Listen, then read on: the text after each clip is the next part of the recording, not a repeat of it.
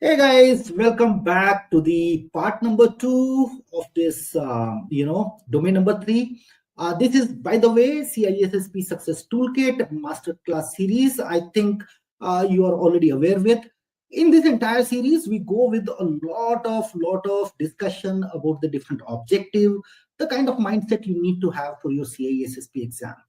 And today, we are going to talk about a very important topic, that is cryptography. That is, last week we understood about objective number 3.1 to 3.5.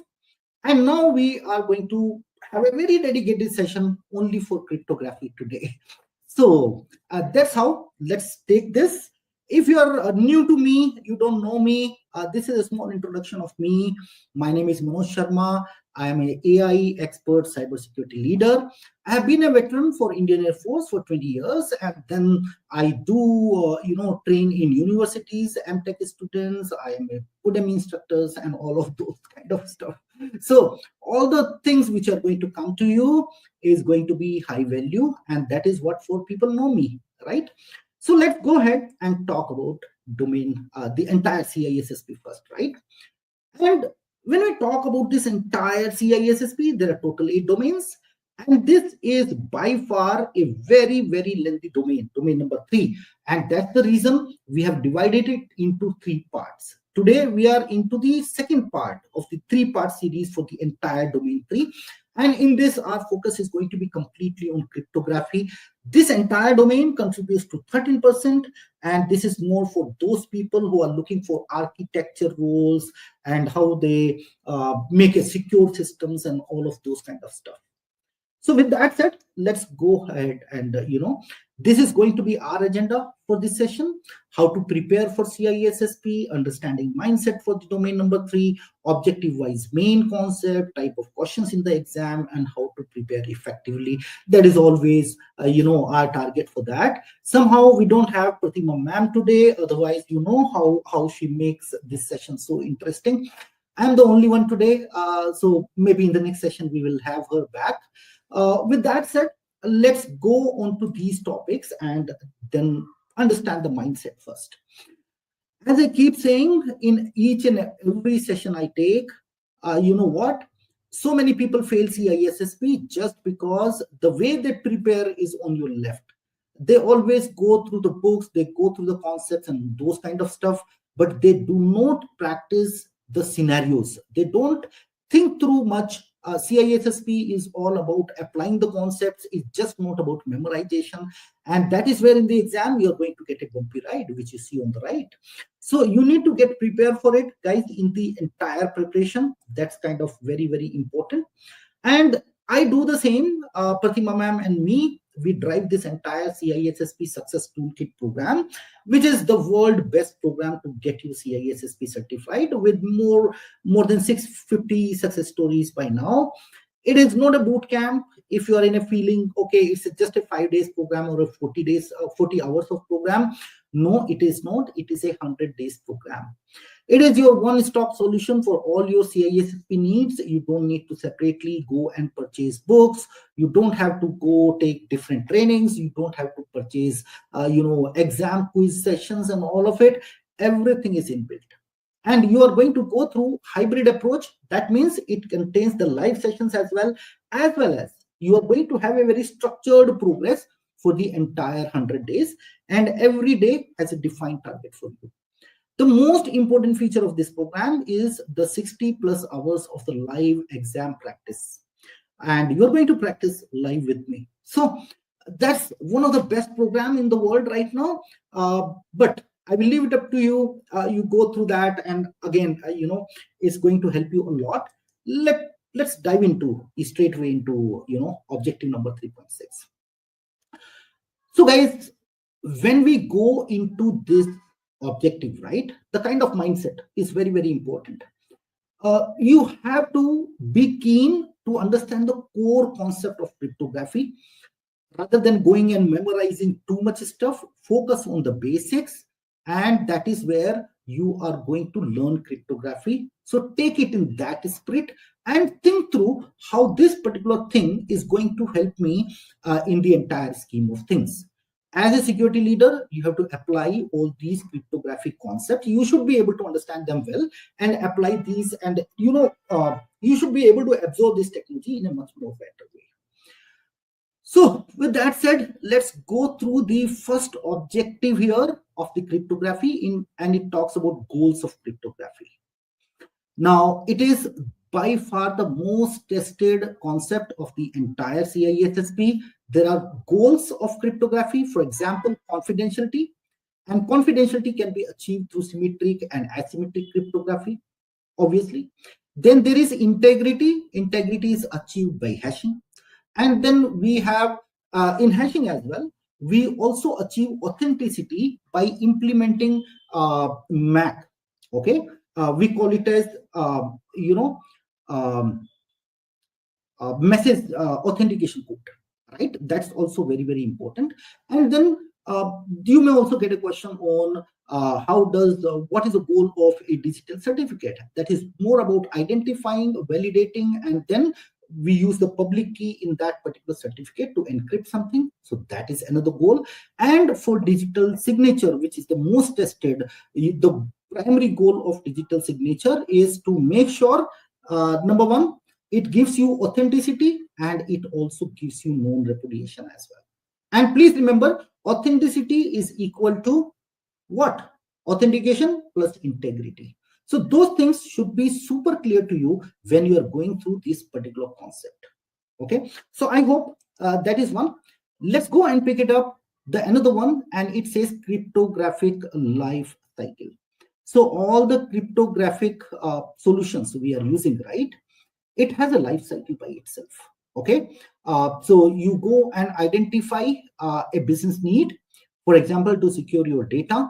And that is where you go and implement, you go and purchase a tool that has the cryptography inbuilt and all of it. And then you are going to, that time also, you need to make sure that the implementation is secure. And then at some point in time, you actually discard that cryptographic thing. So whenever you dispose of a cryptographic solution also, it has to be again in a very, very secure fashion. So this talks about the cryptographic life cycle.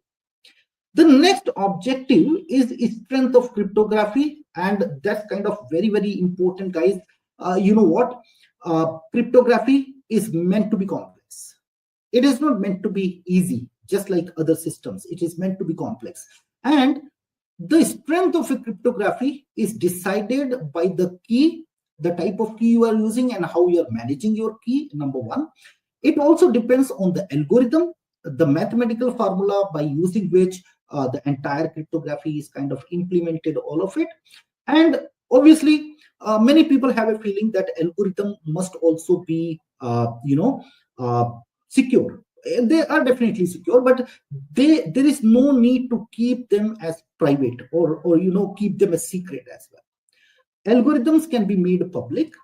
Only the key need to be very, very private to you. So that is something, there is a law which is called as Kirchhoff's law, and you should know about it.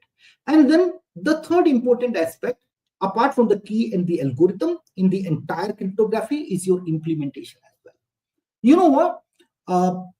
WEP, right? Wireless equivalent, wired equivalent privacy.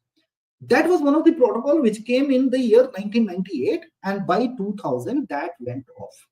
That got compromised. Why it got compromised? It was because of the bad implementation of the cryptographic solution.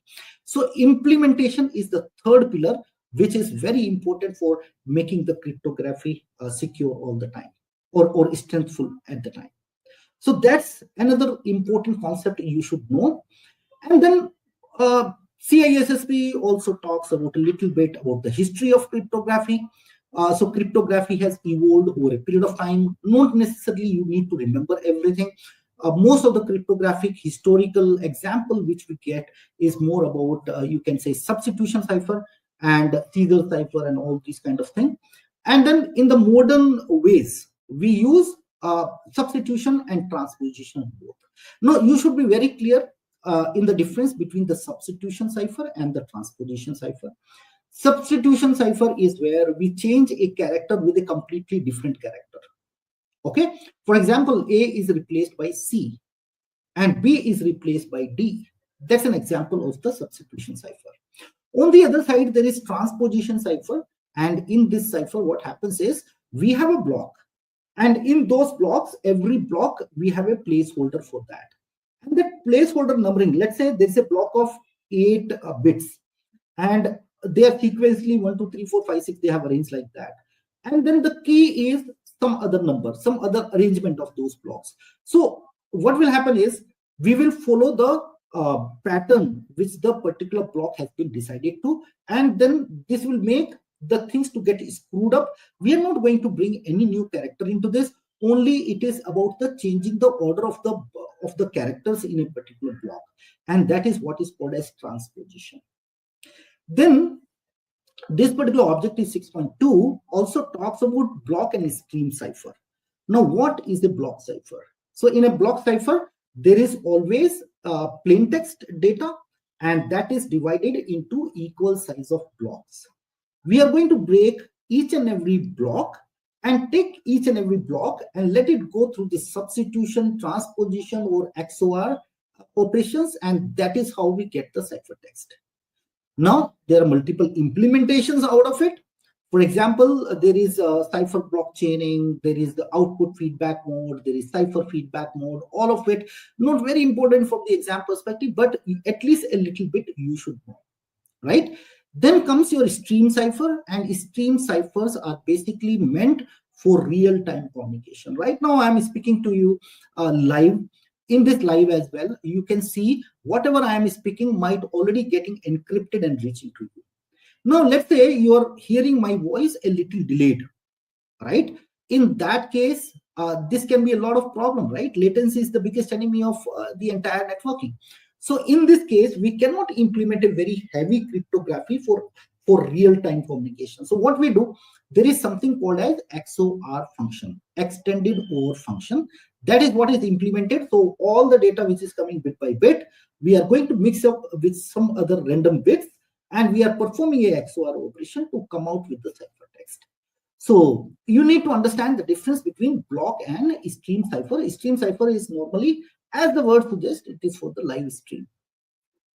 And the next one is implementation issues. So if you are not implementing the cryptography in the right way, then it's not going to work.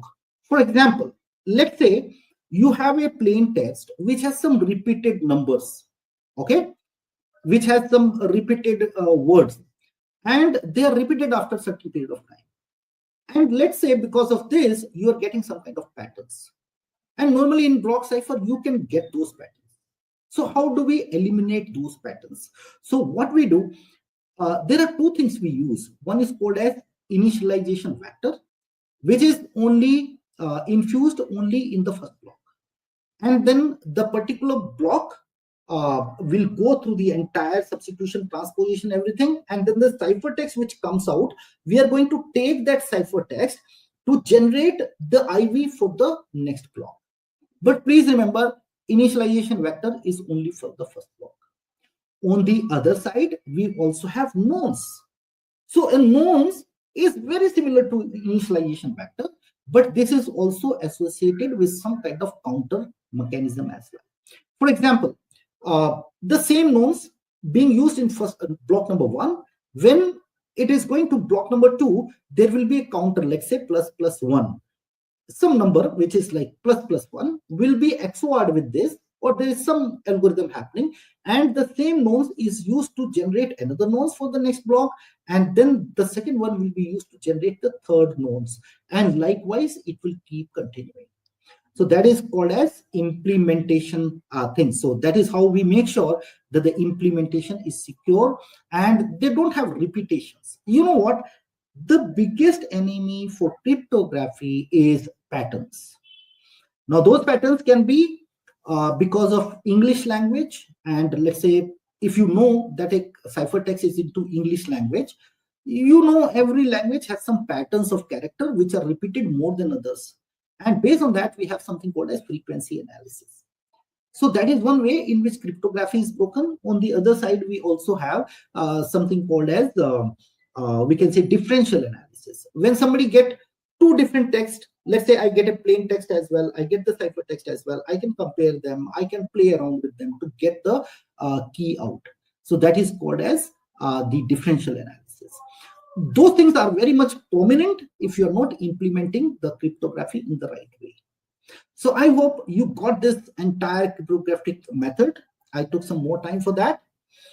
And then let's continue with this. This particular section also talk about symmetric cipher. Now, we know ciphers, what for they are. They are basically for encryption and hashing. That is where we use it, right?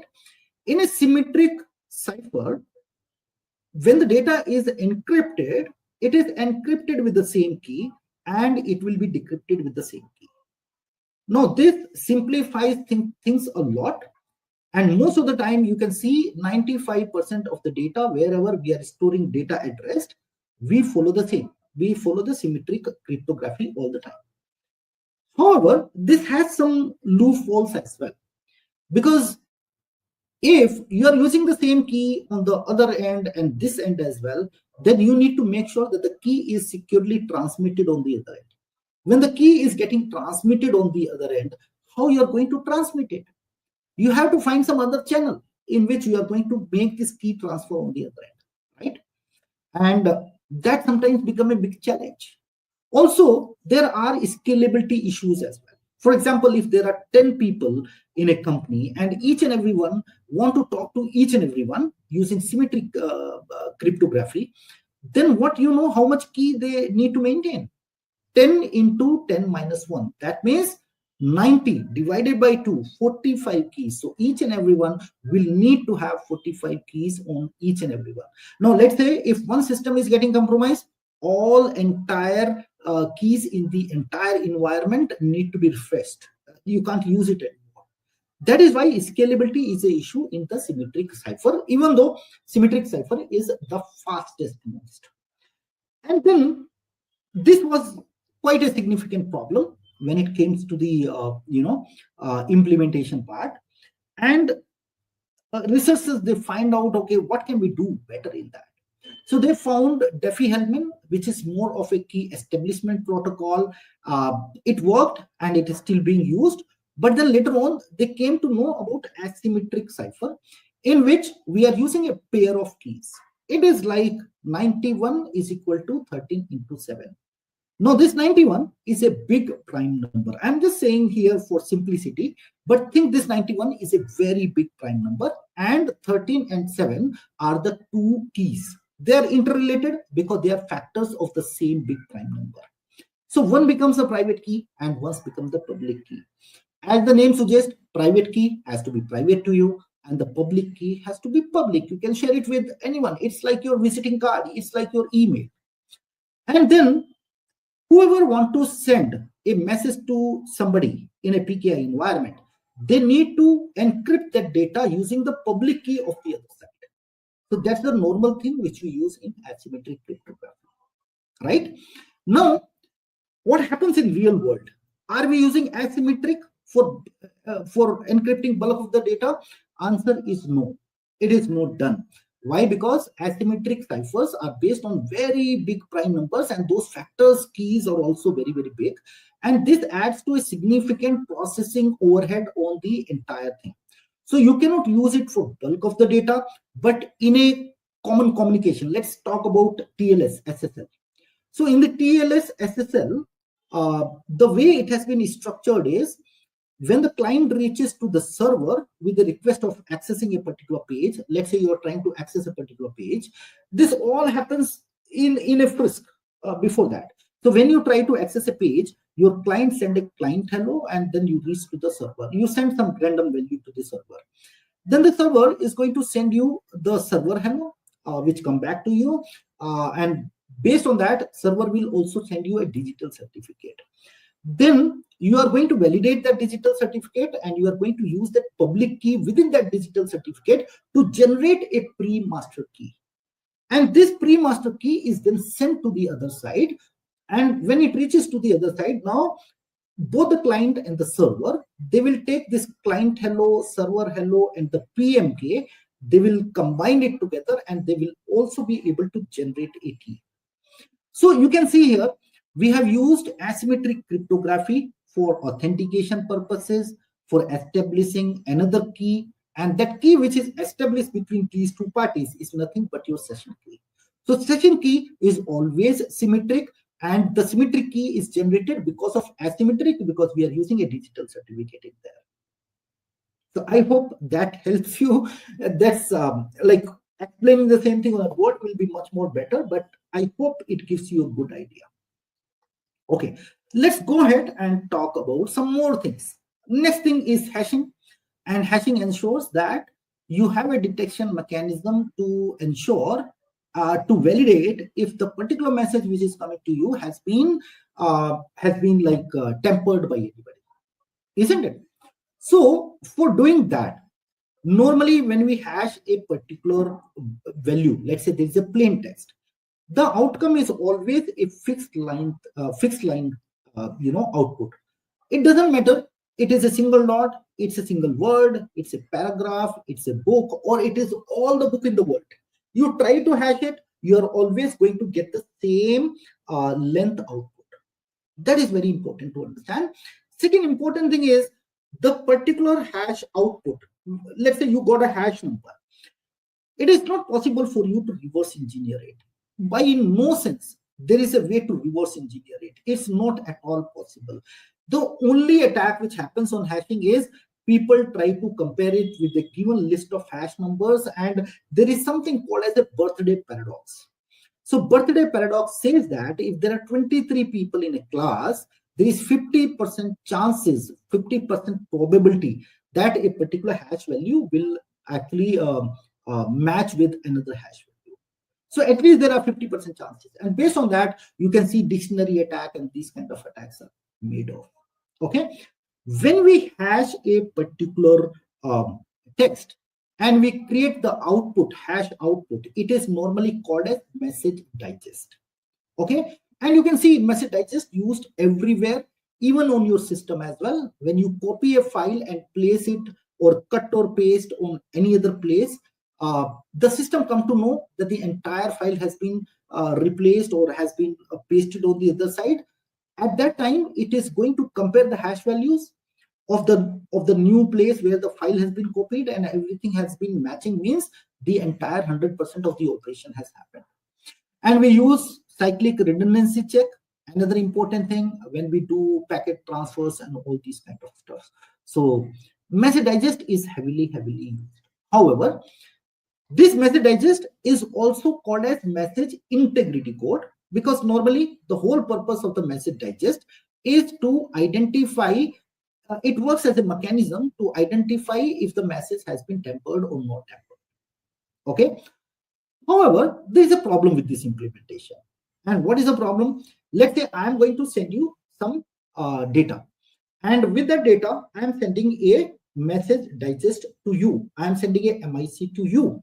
Now, what can happen is any other attacker can come. He can take up that particular data, make some changes into that data, and generate a new hash value based on the altered data. And if there is no mechanism for the other party to know if this is exactly coming from me, the other party will start trusting it. And that is called as man-in-the-middle attack, right? And that is not good. And that's the reason why we wanted even a safer system than them. And that is where your message authentication code was identified. Now, what is the difference between a MIC and a MAC?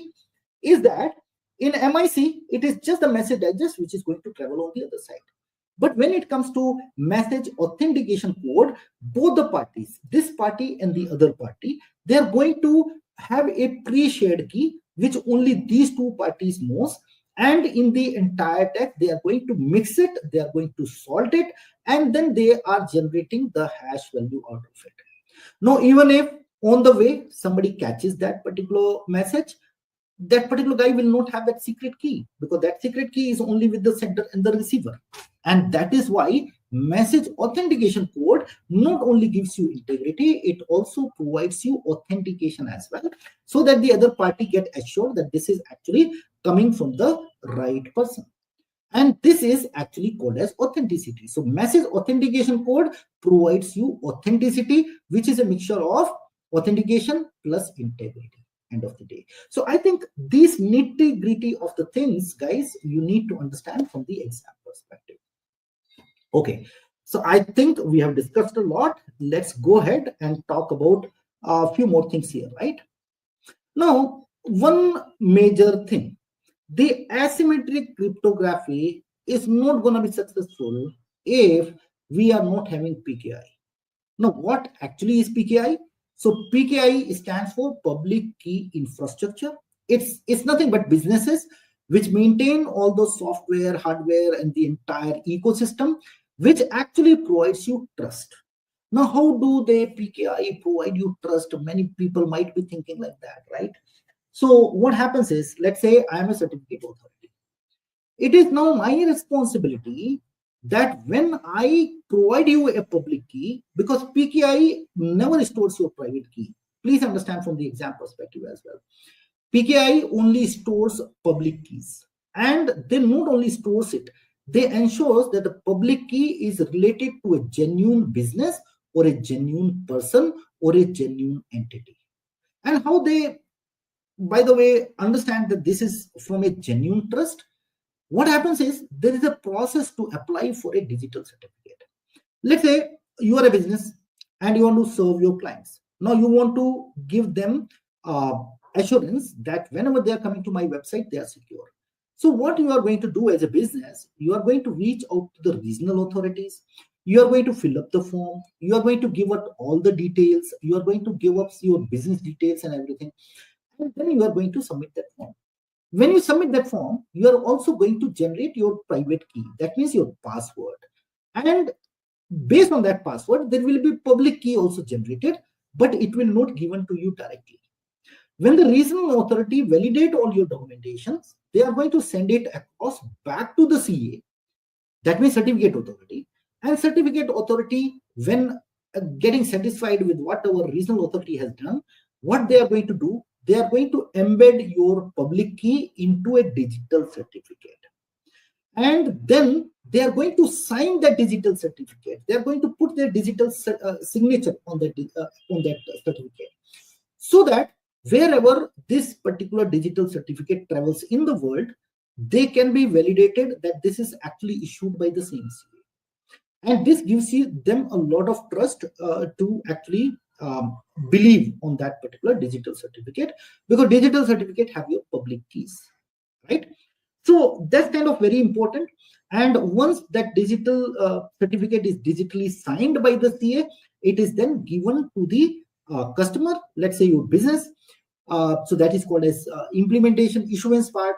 And then you are going to implement. If you are having Apache or any other web server, you are going to install that PKCS file and all of it. Once you do it, then you are ready for digital certificate. That is where you will see that digital lock, padlock kind of thing in the browser which is coming. And anybody can validate which company you are from, which particular version they are using. All those kind of details are there. And even the fingerprinting, hashing functions, and your public key, hashing is also available there. So that way is what PKI actually operate. You know what? What if the entire PKI get compromised? Then what will happen? That can lead to a lot of problems. You know what? Because all the customers who are trusting that particular CA will all get compromised. So that's the reason why the root CA is normally air gapped. It is never connected to the internet, and that is what we do. And they also maintain a list of all the certificate serial numbers which are expired or which are revoked. Now, why a digital certificate will get revoked? Number one, digital certificates are not given to you for the entire life. They are limited in time period. For example, 6 months, 1 year, 2 years, and all. The moment when that particular period is over, the certificate get auto expired. Number one. Second thing, if the certificate authority gets some indication that this particular private key of that particular certificate has been compromised, they are going to put it under a list which is called as certification revocation list. So when a particular client, let's say me, accessing a particular bank, I receive that particular website. Along with that website, there is a digital certificate which has come. I'm going to validate the authenticity of the digital certificate first. I'm going to validate the digital signature of the CA. If the certificate is right, that means the certificate is trustable. But I'm not going to now directly use it. Before I start using it, I will also see if this particular certification has not been revoked. So what will happen is my browser will make sure that this certificate is still valid. So they are going to query the certification revocation list. Normally the browser keep it downloaded as well. And the entire process has to be automated. So we use something called as OCSP protocol, online certificate online certification status protocol, OCSP. So I think that's the circus, guys, which is happening. And PKI and digital certificate, I think this is the entire level of trust you use, because guys, internet is a blind world, and if PKI and digital certificates are not there, a lot of spoofing is going to happen all the time. Okay, so that is what about PKI and digital certificates. The next thing is digital signature. Now digital certificate is different and digital signature is different. Now digital signature is just like, for example, you are going to rent a particular home, you are going to sign an agreement with the owner, and in physical world you sign it by your own signature. Similarly, in digital signature, you sign it using your own private key. So let's talk about digital signature a little bit, right? Let's say there's an email, and that email you want to be digitally signed before you send it to somebody else. Okay, so what you are going to do as a step number one, you are going to take this email, let it pass through the hashing function, and generate the message digest out of it. Once the message digest comes in, you are going to take that message digest and then again encrypt it. And this time you are going to encrypt it by your private key. So we can safely say that a digital certificate is nothing but an encrypted message digest, which is encrypted using your private key. And then you take it and you send it on the other side. Okay. When it reaches on the other side is going to do the reverse. They first need to decrypt your digital signature, because that's the encrypted message digest. For that, they will be using your public key. Now, this public key might be available on a DNS record. It might be available in different forms. So it requires that public key. Once you get the public key, it will actually go and decrypt your digital signature, and it will extract the message digest out of it. Now, message digest, as you know, is very simple. They are going to take your email separately, independently. They are going to generate the message digest, and then they are going to compare both the things. If both the things matches, that means the digital signature is all good. So that's the concept of digital signatures, guys. Now, another thing is, what does digital signature, what is the most important thing you need to know?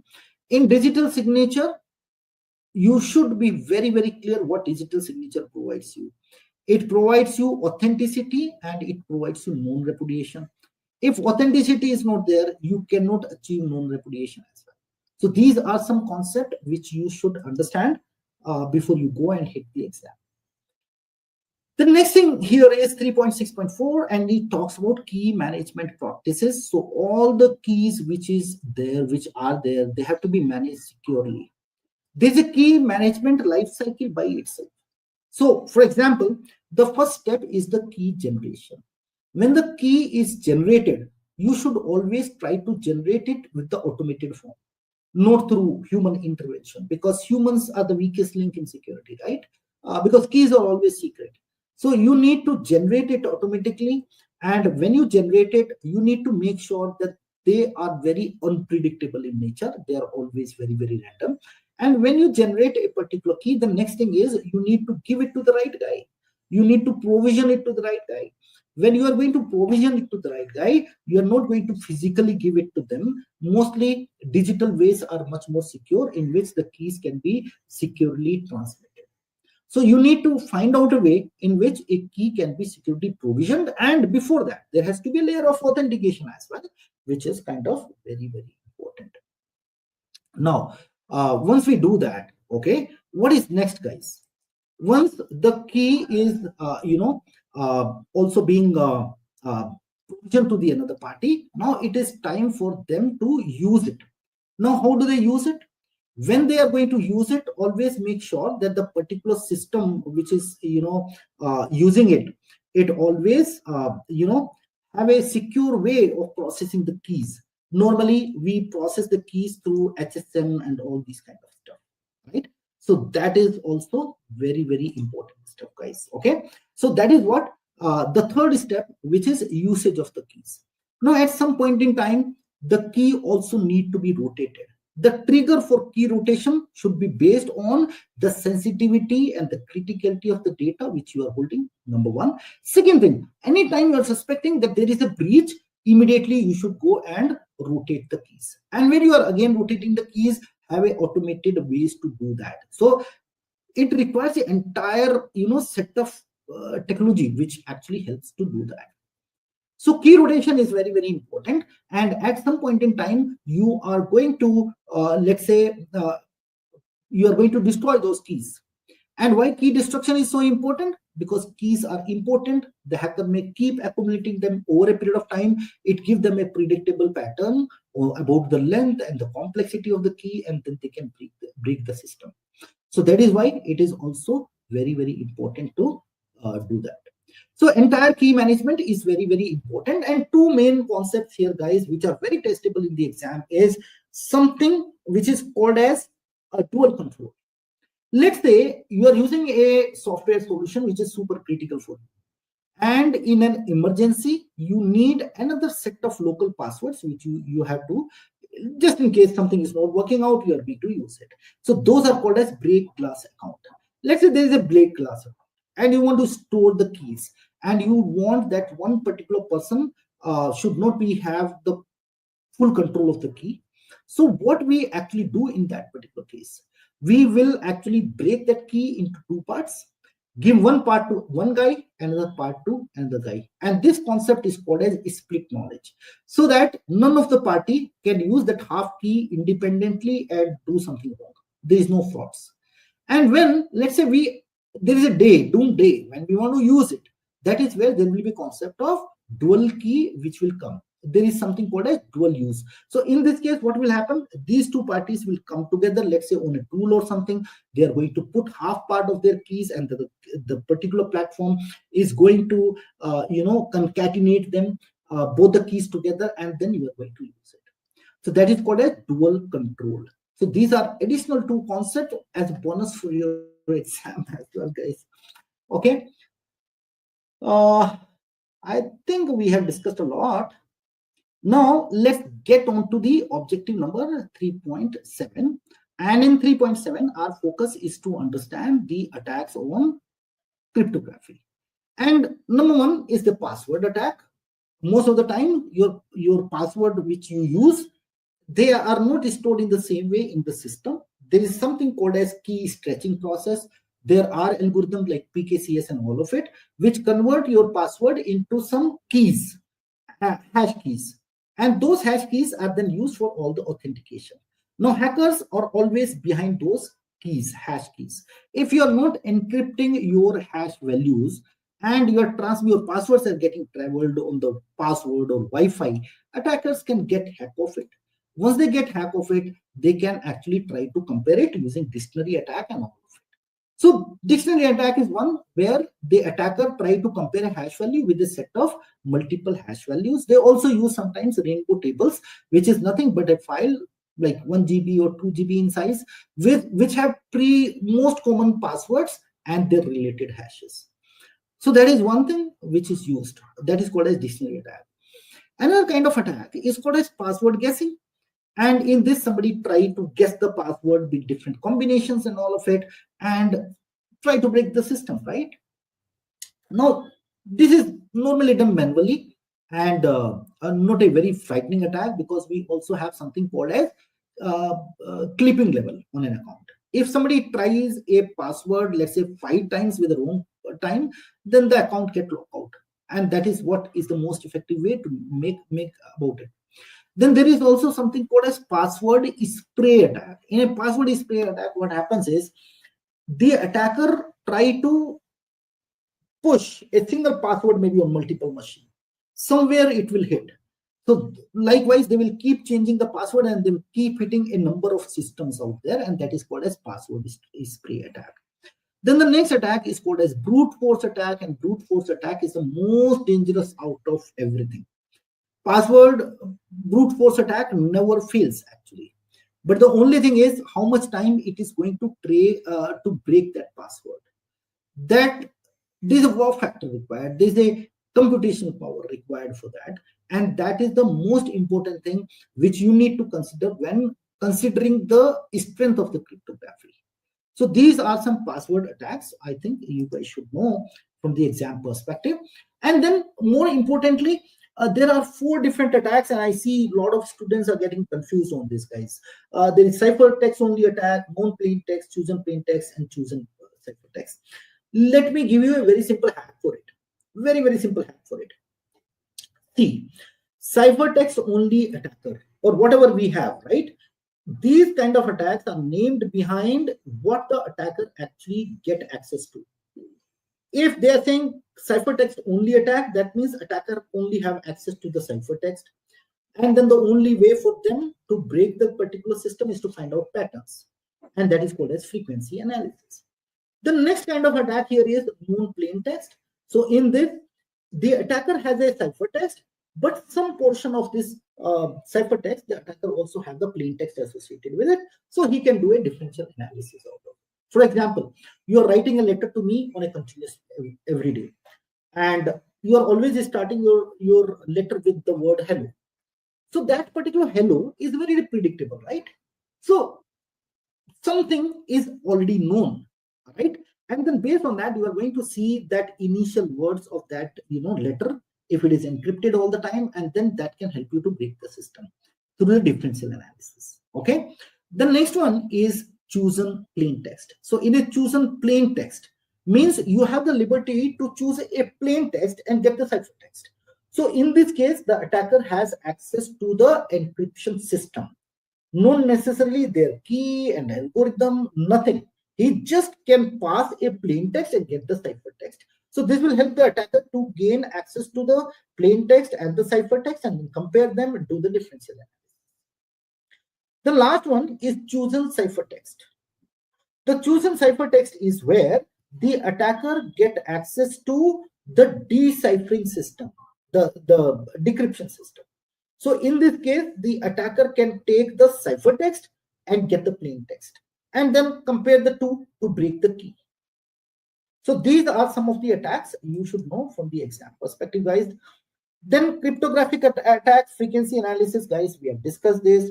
Then there is the implementation attack. I told you what are the implementation attack in case of WEP and all that. And then there is another category of attack which is called a side channel attack.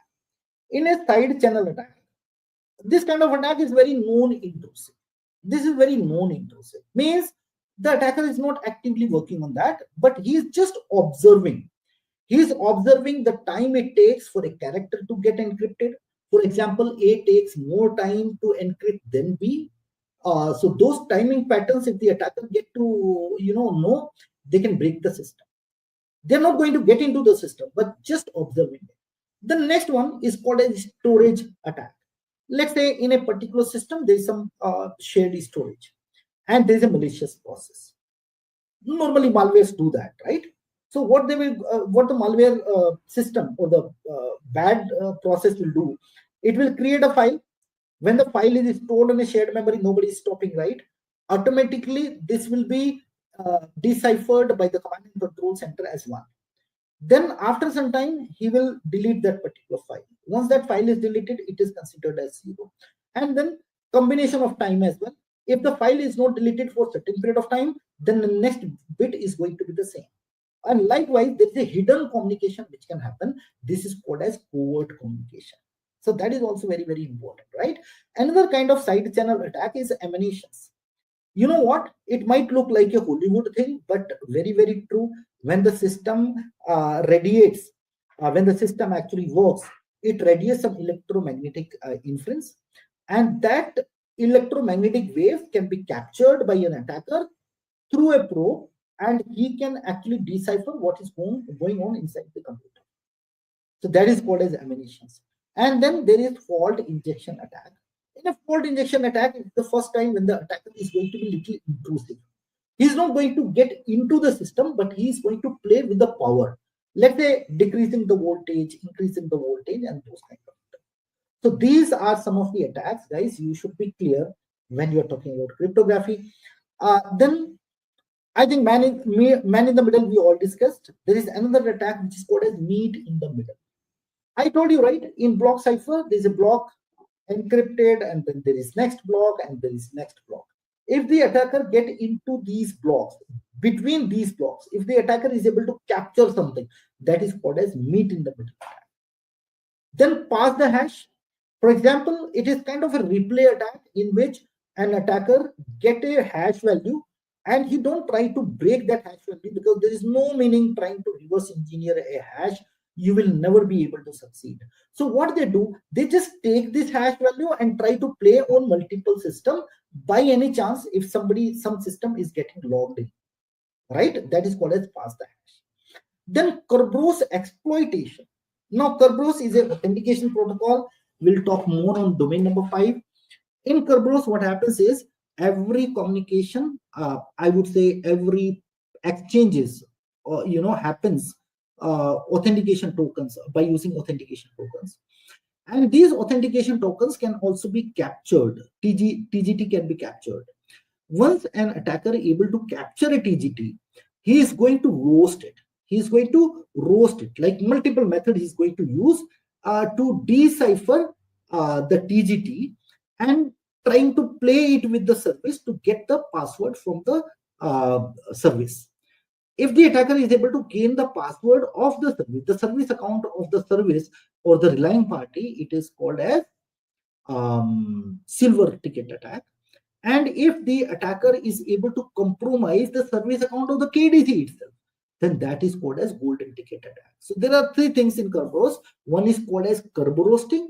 That means trying to guess and break the particular token. Number 1.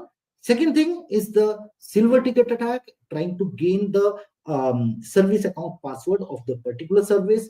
And there is golden ticket attack, in which the attacker is trying to get the password of the KDC by itself. So these are one. And I think ransomware, you are all aware. The attacker will come to you maybe through a phishing email or something. You are going to click on this, some malware will come and sit on the system. It is going to encrypt your drives, and then to give you the decryption key, they're asking for ransom. That is what a ransomware attack is. So I think we have covered a lot of ground in less time, guys. I hope this might have been helpful to you. A quick recap of the entire cryptography. If you need to know more, you can always come along with me. We are doing a lot of live exam practice, because just going through the CISSP content is one thing, and passing the CISSP is a different art.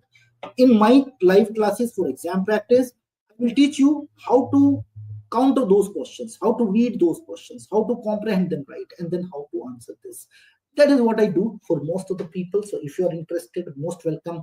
Next week, we are going to take this journey a little ahead in domain number 3, and we are going to talk about the physical security and the system life cycle. That is also very testable topic in the exam, right? So till then, I hope you enjoyed this session, and I'm going to see you in the next session, guys. Thank you very much, guys.